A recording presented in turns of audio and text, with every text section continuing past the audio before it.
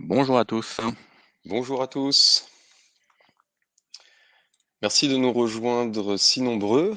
On va laisser encore quelques instants aux retardataires pour se connecter. Euh,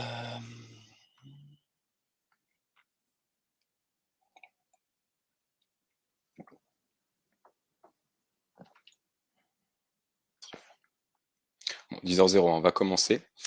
Donc merci de nous rejoindre si nombreux. Donc je suis Eric Vernet, directeur commercial de Proxem, et je suis accompagné de mon collègue Thomas. Bonjour, je suis donc Thomas Cohu, directeur produit chez Proxem.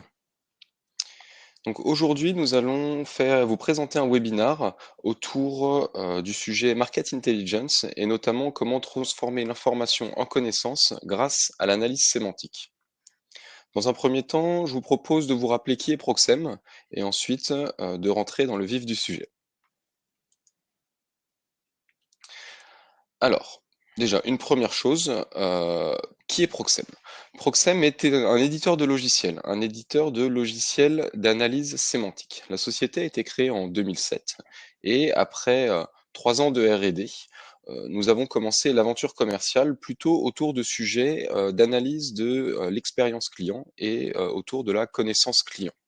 Suite à un certain nombre de succès, nous sommes penchés sur d'autres sujets et d'une manière générale, comment pouvons-nous créer de la valeur à travers différents cas d'usage en analysant du texte. Dans un avenir plutôt plus récemment, nous avons rejoint le groupe Dassault Systèmes il y a maintenant quelques mois dans la galaxie de solutions autour de Information Intelligence. Notamment car Proxem est capable d'analyser tout type de données textuelles provenant d'une multitude de canaux et dans à peu près toutes les langues, notamment en s'appuyant sur des algorithmes basés sur de l'intelligence artificielle qui vont être supervisés par des experts humains, des experts métiers, pour pouvoir construire une grille de lecture des documents textuels et permettre de les analyser automatiquement pour en extraire de l'information et de la connaissance et vous aider à prendre de meilleures décisions et automatiser un certain nombre de process métiers. Comme évoqué à l'instant, nous travaillons dans à peu près tout type de secteur d'activité. Historiquement, nous étions très présents, très marqués par l'univers du retail, de la distribution, car c'est un secteur qui manipule beaucoup de textes et notamment beaucoup de verbatim clients et qui a besoin aussi d'analyser tout ce qui peut se dire sur le web public, sur les réseaux sociaux les forums, le vaste web. Et ensuite, au fil du temps, nous avons tout autre type de secteur. Le tourisme, le transport, notamment grâce à nos capacités multilingues.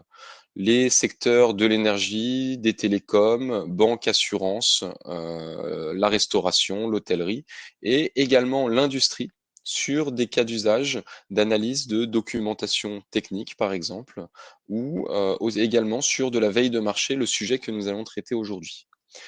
Nous avons également un certain nombre de projets dans l'univers santé autour de l'analyse de la voix du patient ou de l'analyse de rapports d'essais cliniques ou de documentation dans ce domaine. D'un oups. D'un point de vue purement marketing, les offres Proxem sont divisées en 3 grandes familles. La première, c'est Proxem Insight, qui correspond encore aujourd'hui à la majorité de notre activité. C'est l'analyse de sentiments, l'analyse d'opinion sur la base de verbatim, de messages de consommateurs, de clients, mais également de collaborateurs, de citoyens et de patients, comme je viens de le dire à l'instant. L'objectif est d'analyser automatiquement les messages pour en extraire l'ensemble des thématiques intéressantes, les motifs de satisfaction, d'insatisfaction, les risques, l'ensemble des moments du parcours client ou collaborateur et le sentiment associé. La deuxième offre, qui est la suite logique de ce premier cas d'usage, c'est Proxem Dialogue. Là, il va s'agir d'analyser des messages écrits par des clients et des collaborateurs de nouveau, mais plutôt dans une perspective d'automatisation. C'est-à-dire que l'on va pouvoir détecter automatiquement le ou les motifs de contact dans ces messages, les ramener à un référentiel de centre de contact, par exemple, et automatiquement pouvoir les router, les prioriser et amorcer, par exemple, des brouillons de réponse dans des outils de gestion de la relation client, dans des CRM, pouvoir fluidifier la réponse à ces différents messages et diminuer la durée moyenne de traitement pour un certain nombre de messages avec traitant des motifs particuliers. Et cette offre-là correspond également à notre capacité d'être la brique de compréhension du langage naturel pour des outils de chatbot et donc permettre d'automatiser de bout en bout une conversation d'un client qui s'adresserait à un service client ou à un support, également des collaborateurs qui s'adresseraient à un service RH par exemple ou à un back-office. La troisième offre, c'est Proxem Knowledge. Proxem Knowledge correspond à notre offre pour traiter des documents en général plus longs, plus complexes, de nature assez variée. Ça peut être de la documentation technique ou des rapports de maintenance dans l'univers industriel ou aéronautique. Ça peut être de l'analyse de documents légaux comme des contrats, des appels d'offres ou de l'analyse de brevets ou de publications scientifiques. Là, l'objectif est d'extraire de la connaissance pour amener l'ensemble de ces connaissances sur la base d'une ontologie créée sur mesure par rapport à un domaine et plus précisément et un sujet plus précis et permettre de faire de la classification automatique de ces documents pour mettre en évidence un certain nombre de phénomènes et permettre à des utilisateurs d'accéder plus facilement à l'information et de capitaliser sur le savoir et le savoir-faire dans l'organisation. C'est sur également l'offre Proxem Knowledge que nous faisons nos offres de veille de marché, de veille concurrentielle, veille technologique, notamment sur la base de contenu web que l'on va aller collecter et analyser et diffuser dans des outils de moteur de recherche, des dashboards, des outils de BI au sens large. Pour rappel, ce webinar est le quatrième d'une série. Vous pourrez, si vous le souhaitez, accéder à d'autres webinars sur d'autres thématiques. Nous avions commencé par présenter notre offre Insight et l'amélioration de l'expérience client. Nous avions enchaîné par la présentation de notre offre Dialogue et comment, grâce à l'intelligence artificielle et l'analyse sémantique, nous pouvons améliorer la gestion de la relation client et la réponse aux messages. Nous avions ensuite présenté notre solution, le Proxem Studio, d'un point de vue plus global et son fonctionnement et comment finalement nous pouvons constituer un analyseur sémantique sur mesure sur la base d'un corpus en créant automatiquement semi-automatiquement les paramétrages linguistiques et les plans de classement, les taxonomies sur lesquels la classification repose, jusqu'au bout de la chaîne, l'exploitation des résultats. Aujourd'hui, nous allons nous concentrer sur le sujet Market Intelligence et transformer de l'information en connaissance grâce à l'analyse sémantique. Et donc, puisqu'on parle de transformer de l'information en connaissance, je vais prendre le relais et vous présenter un petit peu la démonstration qu'on va vous faire en live aujourd'hui. Pour cadrer un petit peu le sujet de quoi on parle en fait, à l'ère digitale, aujourd'hui, nous les humains, nous laissons des traces numériques un petit peu partout, à travers nos ordinateurs, à travers nos échanges d'emails, à travers le web, à travers les outils connectés, etc. Donc c'est tout un ensemble de données qui sont produites chaque jour, un petit peu partout. Et c'est à partir de cet ensemble de données que nous avons finalement une source de potentielles informations. Et c'est de ça dont on va parler aujourd'hui, c'est comment on peut finalement passer d'un ensemble de données. J'aime beaucoup ce petit dessin dont j'ignore l'auteur d'ailleurs d'origine qu'on peut retrouver sur le web. Ce petit dessin qui permet de finalement résumer au fond ce qu'on essaye, ce qu'on cherche à faire à travers l'analyse de la donnée pour passer de la donnée à quelque chose de plus élevé. Comme je disais, on laisse des traces sur Internet un petit peu partout, et donc ça, c'est des données éparses. Tout ce que l'on écrit, toutes les envois que l'on peut faire, les commentaires que l'on va faire sur sur un site web, les applications qu'on va télécharger, qu'on va utiliser. Ça, laisse des amoncellements de données un petit peu partout. Pour en faire quelque chose, il faut déjà les rendre recherchables. On va parler du coup d'information à partir du moment où on peut à minima accéder à cette donnée, séparer ce qui nous intéresse de ce qui nous intéresse pas, pouvoir la rechercher à travers un moteur de recherche. Donc typiquement, le point de départ sur tout ce qui est le web, au départ, ce sont des ensembles de pages web connectées les unes aux autres à travers des liens. Et les rendre recherchables, c'est déjà un énorme pas en avant qui nous a permis aujourd'hui d'accéder à plein d'informations à travers un moteur de recherche comme Google, Bing, etc. Mais si on veut aller un petit peu au-delà pour passer de l'information à de la connaissance, on a besoin finalement de l'organiser de façon bien plus fine et notamment de trouver des liens. Qu'est-ce que c'est que la connaissance sans faire de philosophie, mais au fond, c'est relier les choses de façon cohérente, ordonnée, avoir des grilles de lecture qui nous permettent de comprendre en quoi deux choses sont similaires ou différentes, ou parlent d'un sujet proche, etc. Donc, ce que l'on va faire dans le cadre de l'offre Proxem Knowledge, c'est justement élever l'information à un niveau de connaissance plus haut à travers des grilles de lecture qui sont ce qu'on va appeler des taxonomies, des plans de classement, des entités que l'on va extraire. Par exemple, on va parler d'entreprise, on va parler de topics, on va parler de sujets, de thématiques, on va parler de produits, ce genre de choses. Et une fois qu'on a transformé une information en connaissance, on va pouvoir aller encore un cran plus loin parce que du coup, on va avoir accès à tous les outils de fouille de données, de data mining, qui vont nous permettre de produire finalement ce qu'on appelle en anglais des insights ou une idée, une connaissance plus élevée, un point de repère qui vont nous dire tiens, c'est là qu'il faut agir, c'est là qu'il se passe quelque chose. Typiquement dans les cas d'usage de type connaissance client, ça va être de détecter que c'est cette thématique-là qui intéresse aujourd'hui les clients et c'est sur ce point-là qu'il faut agir rapidement pour éviter du churn. Ou dans le cas qui va nous occuper aujourd'hui, ça va être tiens, c'est cette entreprise-là qui travaille en ce moment sur ce sujet-là, qui a fait un partenariat avec cette entreprise et donc c'est avec elle que je dois travailler ou avec laquelle je suis concurrent, etc. Et ce qui doit tout cela, le but étant finalement de nous permettre d'être collectivement plus sachants, plus intelligents et on espère du coup plus sages. Donc c'est ce qu'on va essayer de découvrir aujourd'hui, comment on peut faire ça.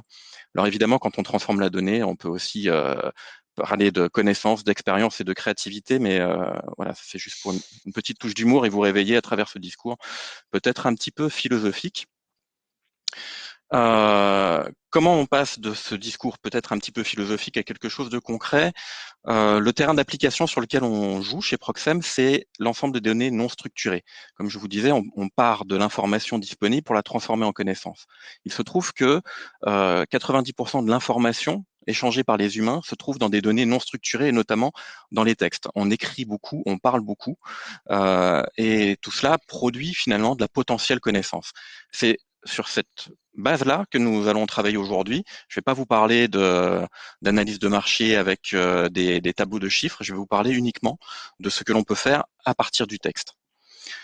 Et notamment, de quoi on parle quand on parle de market intelligence, au-delà du verbiage anglophone, on va dire, c'est l'ensemble des systèmes qui nous permettent de collecter, stocker, analyser l'information marketing disponible dans notre environnement dans lequel on se situe.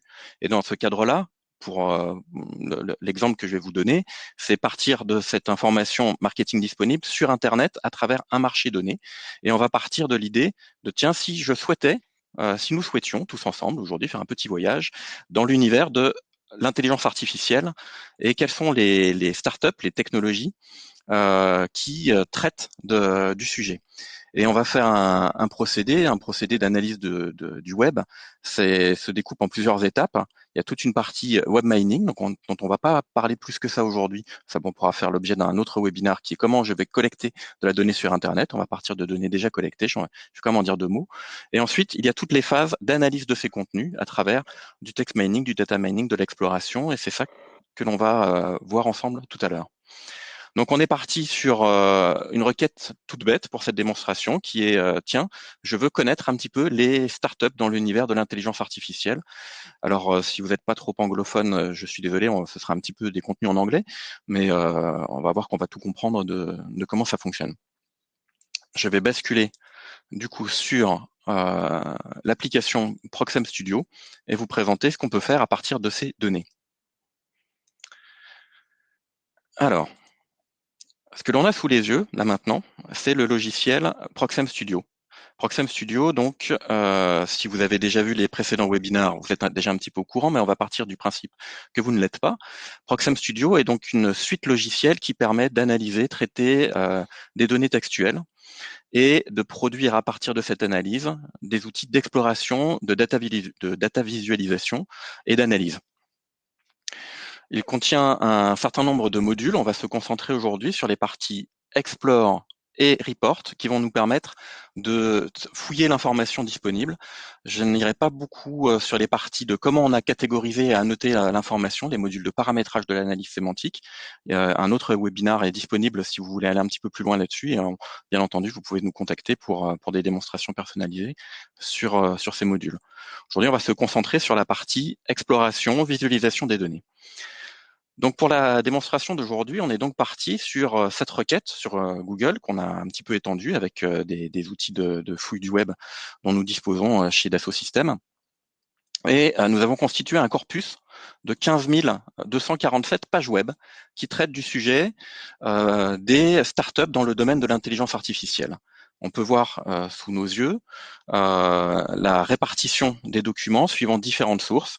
On a collecté des données qui viennent de Forbes, de The Next Web, de différents sites web, comme voilà que vous avez sous les yeux. Ces documents sont des textes bruts.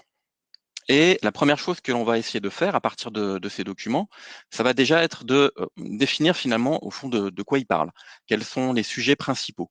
Et nous avons défini pour ça des topics, des grandes thématiques. Un topic, c'est déjà une manière de ranger l'information, de passer à un niveau au-delà de l'information qui va être un paquet de mots, à quelque chose d'un peu plus manipulable. Le sujet principal ou les sujets principaux dont on va parler à l'intérieur du document. On va parler de classification automatique. Donc nous avons défini notre grille de lecture et quand je dis que nous l'avons défini, c'est vraiment un choix éditorial que nous avons fait. On a choisi de ranger ces documents par grand paquet. Donc par exemple, le paquet des grandes tendances, tous les articles qui vont nous dire les nouvelles tendances sur le sujet de l'intelligence artificielle sont ceci, cela, autre chose. Donc on va avoir plein de choses et d'ailleurs on va pouvoir les croiser éventuellement. Donc si je veux avoir les tendances et les chatbots, je vais filtrer sur deux requêtes et j'ai déjà un ensemble de sujets. Puisque j'ai déjà des grands filtres sur les thématiques, je vais pouvoir aussi regarder si j'ai des tendances qui se dégagent. Donc par exemple, je vais pouvoir filtrer sur depuis le début ma collecte, donc sur où je vais filtrer peut-être sur une période de temps de 2020. Je vais regarder les tendances de mes documents et je vais peut-être me dire, tiens, est-ce que j'ai des sujets qui remontent plus les uns que les autres? Je vais pouvoir filtrer, passer du mode lecture à un mode comptage par sujet. C'est déjà un moyen de voir un petit peu ce qui peut se dégager, notamment quand on passe à des visualisations où on est en mode sur l'ensemble des documents où on regarde les choses en pourcentage d'évolution. Je vais voir quelles sont les tendances qui montent et quelles sont les tendances qui descendent. Donc par exemple ici, je vois que le sujet médical informatique est un sujet plutôt qui a tendance à remonter ces dernières semaines. Je vais pouvoir filtrer dessus et me poser la question de quoi on parle. Une autre chose que l'on peut faire à partir du texte, ça va être de produire ce qu'on va appeler des tag clouds, qui vont nous aider aussi à résumer l'information à partir d'un sujet donné, euh, d'un topic. Quels sont les grands thèmes, les grands termes utilisés, les mots employés par les personnes pour m'aider à fouiller un petit peu cette grande masse d'informations. Donc je vais voir qu'on va parler de télémédecine, qu'on va parler d'impact sur tout ce qui est la santé virtuelle, qu'on va parler de données patients et ce genre de choses. Donc le domaine médical informatique va me parler de ce genre de choses. Je vais pouvoir me dire, tiens, dans les autres sujets, par exemple, qui existent sur l'intelligence artificielle, je vais avoir tout ce qui concerne le cloud. Quand on parle du cloud, de quoi on parle? On parle de Google Assistant, on parle d'Amazon, on parle des services de cloud computing, évidemment de Amazon Web Service, qui est un des services cloud bien connus. Quand on va parler par exemple, je vais passer à quoi? Mettons là, des sujets de sécurité. Les sujets de sécurité, c'est de la même façon, si je veux les croiser, les fouiller, voilà un peu les grands thèmes qui sont abordés dans les sujets de sécurité. C'est déjà un moyen de fouiller un sujet, d'aller un petit peu plus loin, catégoriser ça suivant des topics. Ce type de visualisation a un intérêt à la fois exploratoire, puisque l'ensemble des concepts qui sont présentés dans les nuages de mots sont générés automatiquement sur la base des filtres que l'on a fait auparavant. Et c'est également un intérêt illustratif finalement pour voir quelles sont les thématiques, le vocabulaire, les concepts sous-jacents lorsque l'on se concentre sur une partie du corpus en faisant un filtre thématique.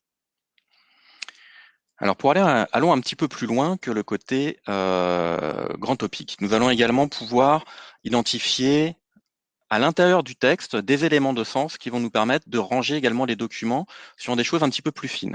On vous parlait au début de comment ranger les choses à travers des taxonomies. On a proposé ici une rapide taxonomie de sujets de technologie. Donc, par exemple, quand on va parler d'IA, on va parler de machine learning. On a des sujets autour des technologies d'IoT. On a tout ce qui concerne l'analyse de données. On a les chatbots. On a le sujet du deep learning que l'on aurait pu aussi ranger dans une sous-catégorie de machine learning, mais on a préféré le séparer pour voir s'il y a des tendances particulières par rapport à ça. Et à travers un mot, comme par exemple, si je vais prendre plutôt, je vais prendre l'exemple de IoT qui est peut-être plus parlant, à travers un mot, en réalité, on a un ensemble de vocabulaire ou de synonymes, de choses comme ça qui vont nous permettre d'identifier à travers un concept différentes manières de parler de la même chose. Quand on parle d'IoT, on parle d'Internet of Things, on parle de wearable device, de traite finalement du sujet des objets connectés. Et à travers cette recherche par concept, ça va nous donner une autre grille de lecture.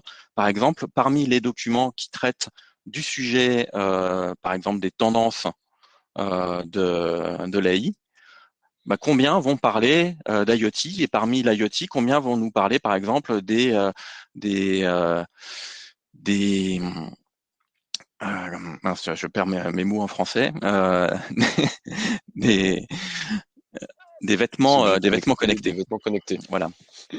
Merci, les vêtements, wearable device. Des vêtements connectés. Ça va être un moyen pour nous de fouiller finalement ces documents avec une autre grille de lecture. Et puisque on fait ça à travers les technologies, bien évidemment, on va faire ça également quand on parle d'analyse de marché. Ce qui va nous intéresser également, c'est, puisqu'on est parti sur l'analyse des startups, c'est quelles sont les entreprises dont on parle. Et la grille de lecture que l'on a choisie pour vous présenter ce cas d'usage, c'est de comparer et de regarder quelles sont les relations entre des grandes compagnies. Alors, on a pris les Fortune 500 d'un côté, les startups de l'autre, et les plus petites compagnies qui peuvent être très grandes et très intéressantes également, mais qui ne sont pas des Fortune 500. Donc, on a séparé le monde en trois grandes catégories. Les Fortune 500, que je peux vous montrer ici, hop, dont on va parler. On va parler d'Alphabet. Alphabet, c'est le groupe qui la maison mère de Google, d'Amazon, Microsoft, Apple, etc., IBM et autres, les grandes fortunes 500. On va parler de startups qui ont été détectées à l'intérieur des documents. Donc vous allez voir différents noms. Certaines ont déjà été rachetées par des grands groupes, d'autres pas encore. On va avoir des entreprises comme Teladoc, DeepMind, UiPath, Ring, Mobileye, etc. Et dans cette longue liste, on va trouver des entreprises comme Proxem, par exemple. Et puis d'autres compagnies qui ne sont ni des Fortune 500 ni des startups, ou qui l'ont été mais qui ne le sont plus, comme Uber, Tesla, Nvidia, etc. Et donc c'est là où ça va devenir de plus en plus intéressant, c'est qu'on va pouvoir croiser tout cela. Par exemple, on va pouvoir fabriquer ce qu'on appelle des heatmaps. On va pouvoir croiser des intérêts et des entreprises. Donc là, qu'est-ce qu'on a sous les yeux? C'est donc une heatmap, c'est une carte de chaleur qui nous permet de croiser deux axes d'analyse et où les bulles vont représenter finalement un score de surreprésentation en croisant deux éléments du monde. Donc ici, on a croisé des entreprises avec des technologies et ça nous permet de voir y a-t-il des surreprésentations particulières parmi les documents que l'on a collectés où une entreprise est plus souvent connectée à un sujet plutôt qu'une autre. Ça nous On permet de peut également voir, parler de corrélation. on va parler de corrélation. Donc, par D'accord. exemple, des choses ce genre d'analyse va parfois remonter des choses relativement évidentes et parfois des pépites, des choses complètement nouvelles qu'on ne savait pas à l'avance. Donc, par exemple, on voit que le sujet de tout ce qui est autonomous driving, donc tout ce qui est la voiture, la conduite autonome, va se retrouver lié à des grandes entreprises comme General Motors, Ford Motors, mais également d'autres entreprises où on s'en doute peut-être un petit peu moins, comme Baidu. Et quand on va voir ce genre de choses, on va pouvoir cliquer dessus, aller lire des documents, filtrer à l'intérieur et commencer là pour le coup à fouiller un peu plus finement pourquoi cette société travaille sur ce sujet. Et notamment, on voit que Baidu, par exemple, là ce qu'on a sous les yeux, qui travaille beaucoup avec Nvidia sur des sujets de sociétés autonomes. Donc on peut imaginer que Baidu, par exemple, fait un petit peu comme Amazon a cherché à faire le dernier kilomètre pour livrer des choses. Baidu, je ne sais pas si vous voyez, c'est le géant chinois d'Internet. C'est un petit peu si on fait un raccourci, c'est le Google chinois en quelque sorte. Donc un très grand acteur dans l'univers digital. Donc c'est quelque chose que peut-être vous ne saviez pas si vous vous intéressez au sujet de tout ce qui est la voiture connectée, la conduite autonome et que vous voulez fouiller quelles sont les entreprises qui travaillent dessus. Voilà un moyen intéressant pour commencer à augmenter votre connaissance du sujet et tout en s'appuyant sur ce qui est écrit et dit sur Internet. Dans cet ordre de type de sujet, on va également pouvoir extraire, au-delà d'extraire des éléments simples de sens, on parle de tel sujet, de telle entreprise, on pourra extraire des relations. Quelle entreprise est en relation avec quelle entreprise? Notamment, puisqu'on s'intéresse au départ aux startups, une grille de lecture qui peut être intéressante, c'est quelle startup est en relation avec quelle grande entreprise. Donc, et là, c'est quelque chose qu'on a extrait dans le texte et qui nous permet de produire une grille de lecture. Vous voyez, quand je vais sur cette relation, je vais filtrer et je vois que Alphabet, par exemple, donc c'est Google derrière, est en relation avec Boston Dynamics à travers des notions tout simplement de l'acquisition. Donc Google a acquis Boston Dynamics et je vais voir donc on aurait pu aussi capitaliser toutes ces relations là pour faire simple. On vous a mis un petit peu tout en vrac pour cette démonstration, mais on va pouvoir dans une certaine mesure qualifier les relations pour pouvoir dire que telle entreprise a acheté cette entreprise, telle entreprise est partenaire de cette entreprise, etc., etc. Donc on augmente notre connaissance du monde. Bien évidemment, il faut quand même s'y pencher, hein, il faut aller lire les documents, il faut aller mesurer les phénomènes, mais on augmente notre connaissance du monde en partant juste du texte à quels sont finalement les liens entre les entreprises qui travaillent dans le domaine de l'intelligence artificielle. Et quand je vais croiser tout ça, je vais pouvoir, par exemple, me dire, OK, sur le sujet, par exemple, de la gestion des connaissances dont on parle aujourd'hui, ben, quels sont qu'est-ce qui se passe en ce moment sur le marché de l'IA, par exemple? Est-ce que j'ai un nouvel insight, quelque chose à apprendre? Et donc, ce qu'on va voir typiquement, c'est que dans nos relations, on va détecter un phénomène intéressant. Dassault Systèmes sur le sujet de la gestion des connaissances est en relation avec une société comme Proxem, puisque Dassault Systèmes a acquis la société Proxem en juin dernier. Donc voilà, si vous ne le saviez pas, notre système vient de vous l'apprendre.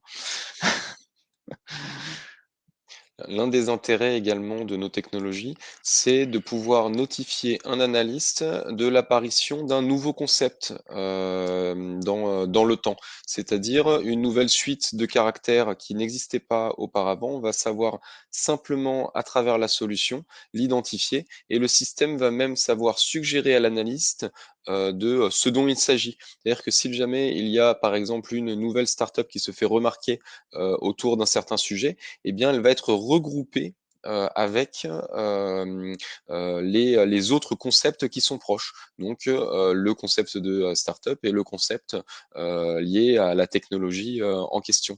Et donc, ce qui est intéressant, c'est que le système va permettre de suggérer de nouveaux concepts pour pouvoir améliorer la couverture des thématiques et être finalement toujours au courant de l'ensemble des thématiques qui apparaissent dans le temps et pas simplement mesurer l'évolution de ce que l'on connaît déjà. Ah, tout à fait, on dispose de beaucoup d'outils pour venir suggérer des choses. D'ailleurs, dans les outils de suggestion, typiquement, quand on est sur de l'analyse de marché, on se pose souvent la question de quelle est la taille du marché, si je travaille sur ceci ou cela.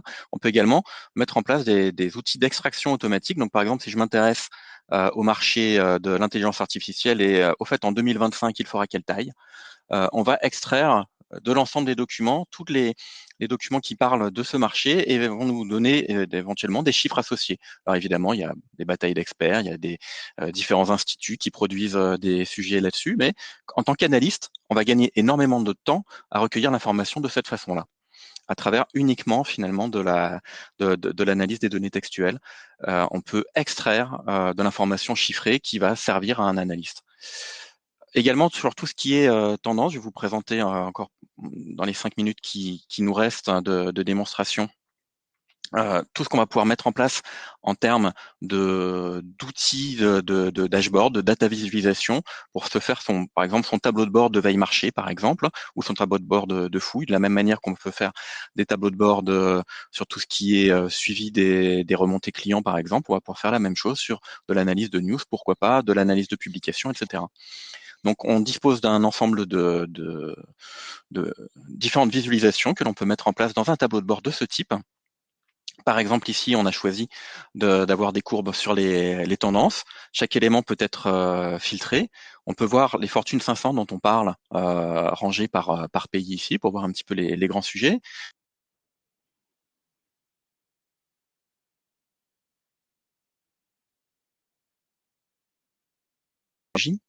Une première green analyse à travers des heatmaps, les sociétés croisées avec les technologies. Donc, par exemple, on retrouve cet axe sur tout ce qui est la voiture autonome. Le même type de croisement plutôt sur les vastes sujets. On va voir par exemple quelque chose d'intéressant. SAP travaillerait se prononce ces derniers temps sur des sujets de tout ce qui est informatique médicale. Et effectivement, c'est un sujet à suivre. Il communique beaucoup sur cette thématique, hein, comme beaucoup de grandes entreprises en ce moment, mais comme toute entreprise de gestion qui se positionne sur ce sujet-là. On va pouvoir également faire des choses vraiment intéressantes sur, comme le disait Eric tout à l'heure, sur de la détection de tendance. Notamment, on va pouvoir détecter dans quelle mesure un phénomène dépasse sa tendance habituelle? Dans quelle mesure j'ai un pic à un moment donné? Donc je vois par exemple qu'on a parlé plus que d'habitude par rapport aux autres sujets de la société Teladoc en décembre 2020. Et ça va être intéressant pour vraiment fouiller si on s'intéresse aux grandes tendances. Quelles sont les sociétés dont on parle en ce moment? Quelles sont les sociétés qui remontent, qui ont des pics, qui ont des sujets bien particuliers?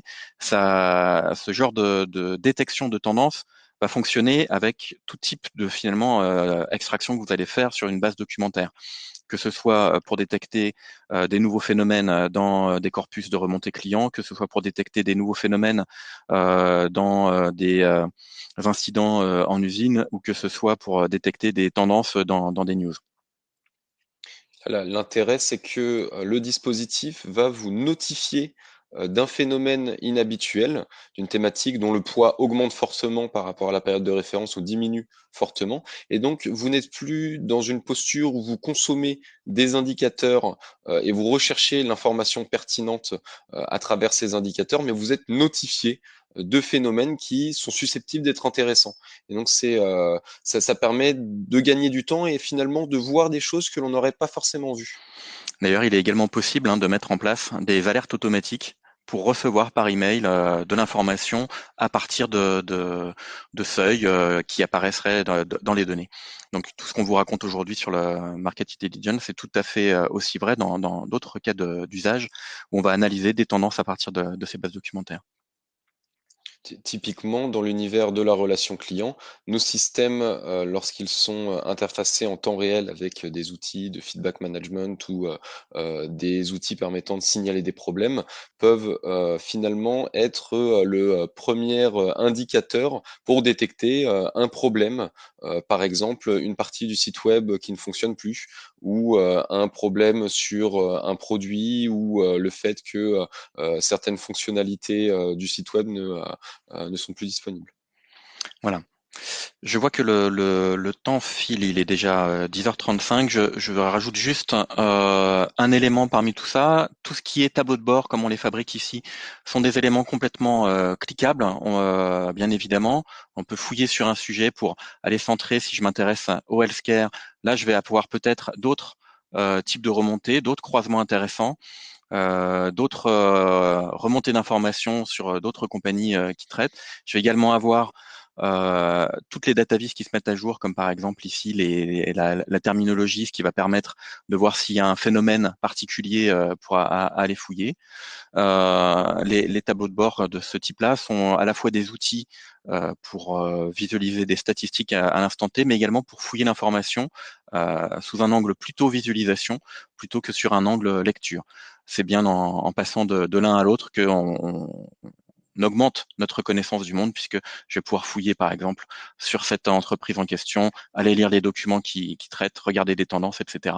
Et petit à petit enrichir ma connaissance du monde. C'est essentiel de toujours pouvoir revenir aux documents sur lesquels sont basés les indicateurs qui sont produits dans les data viz, parce que ça permet finalement de vérifier si les indicateurs sont correctement générés et bien basés sur les bonnes thématiques, les bons concepts détectés, et également pour pouvoir finalement aller prendre connaissance dans le détail des éléments. On va pouvoir reprendre le fil de la présentation. Tout à fait. Excusez-moi, j'ai eu en plus une légère déconnexion. Nous allons pouvoir reprendre le fil de la présentation. La partie démonstration va s'arrêter là pour le moment. Et nous en étions. Alors, il faut qu'on Hop, affiche le document. voilà où nous en étions.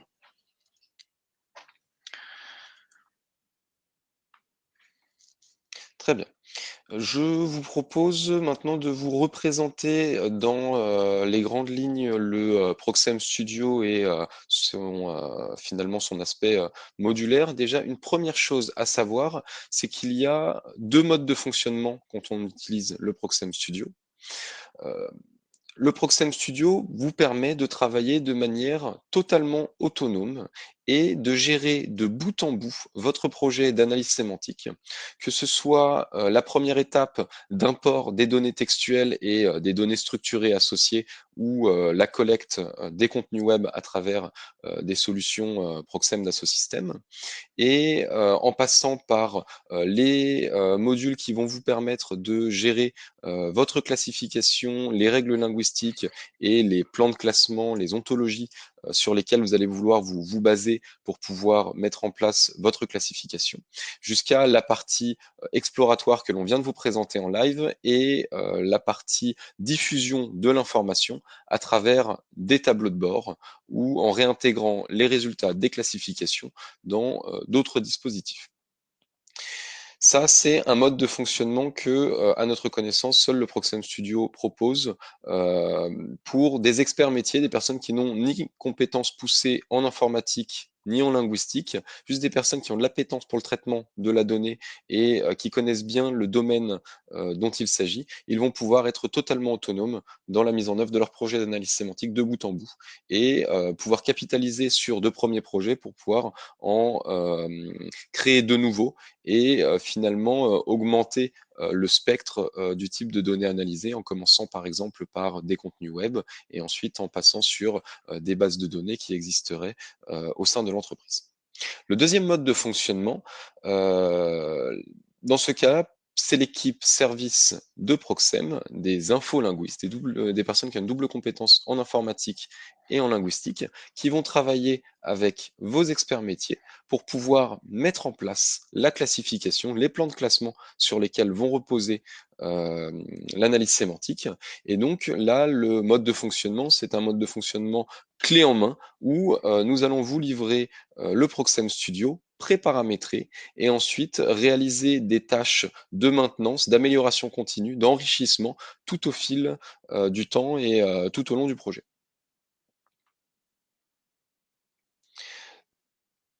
Le Proxem Studio est composé de 4 modules principaux. Le module Connect va permettre d'aller chercher des contenus sur le web ou d'intégrer une feuille Excel, un fichier CSV qui contiendrait des données textuelles. Et également pouvoir s'interfacer via web service, via API, avec des outils contenant des données textuelles. Ça peut être des outils, par exemple, de feedback management dans l'univers de la connaissance client, de la mesure de l'expérience client. Ça peut être des CRM, ça peut être votre data lake, ça peut être d'autres outils qui contiennent des données textuelles et ainsi automatiquement et potentiellement en temps réel, on va intégrer les nouveaux contenus pour qu'ils soient analysés et éventuellement récupérer tout ou partie de la classification pour pouvoir exploiter les résultats dans Proxem Studio, Oui, mais pas d'ailleurs, que. j'en profite pour répondre à une des questions que j'ai vu passer. Comment nous avons constitué le corpus web? Ben, c'est justement avec les outils de collecte du web de Proxem Studio, et nous pouvons également mettre en place des flux de données avec les outils NetVibes. Donc, on peut collecter en flux de la donnée sur le web à partir de thématiques. À la fois sur des sources news, là ce que l'on vous a présenté aujourd'hui pour la démonstration live, c'était principalement des sources news, mais ça peut être également les contenus qui proviennent de réseaux sociaux ou alors de forums, de sites d'avis de consommateurs, et on peut également faire la classification des sources d'où proviennent les différents contenus en les regroupant sous forme de famille dans des arborescences, de la même façon que ce que l'on vous a présenté sur les concepts. Organize, le second module, va vous permettre, sur la base du corpus lui-même, de créer votre plan de classement, votre arborescence ou un graphe de concept pour pouvoir faire la classification des documents avec une méthode originale en s'appuyant sur des algorithmes d'apprentissage automatique non supervisés, du deep learning, pouvoir utiliser ces algorithmes qui vont créer une première synthèse semi-structurée des concepts contenus dans le corpus. C'est-à-dire que le système va suggérer à l'analyste des regroupements de documents sur la base d'éléments de sens qu'ils ont en commun sur des concepts qui sont proches. Par exemple, dans la démonstration que l'on vous a fait, dans ce module-là, le système a regroupé toutes les startups qui étaient mentionnées, a regroupé les zones géographiques, a regroupé les types de technologies dont on parlait, à regrouper les montants, par exemple des montants d'acquisition, des montants de levée de fonds, etc.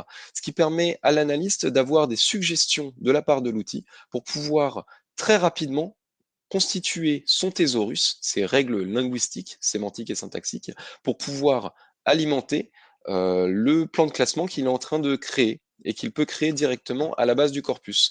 Et ensuite, au fur et à mesure que l'on valide des choses qui ont été suggérées, des concepts qui ont été suggérés par le système à travers le module Organize, celui-ci va proposer de nouvelles choses. Par exemple, si on a commencé à structurer le concept lié aux startups et donc valider des suggestions qui ont été faites, le système va apprendre de ce qui a été validé pour suggérer de nouvelles choses et comme ça, d'une manière itérative entre l'homme et la machine, on va pouvoir constituer finalement un analyseur sémantique qui va être à la fois euh, couvrant, exhaustif en termes de thématiques abordées dans le corpus, avec une organisation vraiment avec un prisme métier qui est géré par l'analyste, et également très précis, puisqu'on va être certain de couvrir toutes les façons de mentionner les concepts, les synonymes, les paraphrases, etc. Le troisième module, c'est le module Explore et c'est celui sur lequel nous avons passé le plus de temps aujourd'hui. C'est un outil qui est en général utilisé par des data analystes, par des responsables d'études, des personnes qui ont de l'appétence pour le data mining, l'exploitation de la donnée, et donc pouvoir faire une exploitation fine sur la base d'un moteur de recherche sémantique à facettes pour aller d'une manière un petit peu à la façon d'un entonnoir, se concentrer sur des sous-ensembles de corpus en faisant des filtres sur des thématiques, sur des périodes, sur des combinaisons de thématiques, sur des mots-clés, et petit à petit aller chercher des insights intéressants dans le cadre de leur activité et éventuellement les transmettre au sein de leur organisation. Je penserais qu'il nous reste une petite minute peut-être pour répondre à une ou deux questions. Euh, Oui. de fond, je pense que vous avez compris du coup la suite logicielle. Juste, on a plusieurs questions sur les visualisations disponibles. Donc, il y a beaucoup de visualisations disponibles dans le Proxim Studio, notamment les heatmaps, les cartes de chaleur qu'on peut faire de façon totalement sur mesure.